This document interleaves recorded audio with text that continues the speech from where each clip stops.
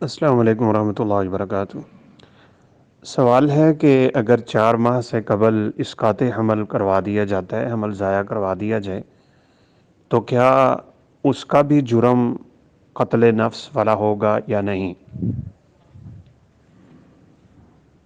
ماں کے پیٹ میں ضائع ہونے والے بچے کو جنین کہتے ہیں، اور رسول اللہ صلی اللہ علیہ وسلم نے اس کا جو فیصلہ فرمایا تھا، 2 عورتیں لڑیں، ایک نے دوسری کو گرایا تو اس کا حمل ضائع ہو گیا، تو آپ صلی اللہ علیہ وسلم نے غرۃ عبد او امہ، حدیث کے الفاظ ہیں، ایک قیمتی غلام آزاد کرنا یا وہ فدیہ میں دینا، دیت میں دینا، یہ آپ صلی اللہ علیہ وسلم نے فیصلہ دیا تھا۔ اس لیے بچہ اگر شکل اختیار کر چکا ہوتا ہے ماں کے پیٹ میں، تو اس کا اسقاط جائز نہیں ہے۔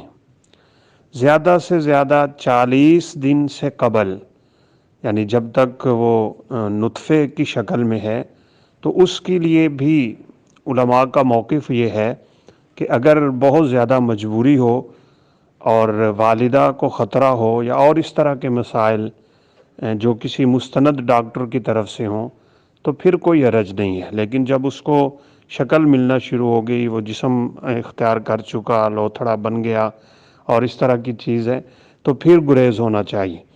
آپ صلی اللہ علیہ وسلم نے تو عزل کو بھی پسند نہیں کیا، اور عزل یہ ہوتا ہے کہ میاں بیوی ایک دوسرے کو ملیں اور پھر انزال سے پہلے ایک دوسرے سے جدا ہو جائیں تاکہ بچہ پیدا نہ ہو۔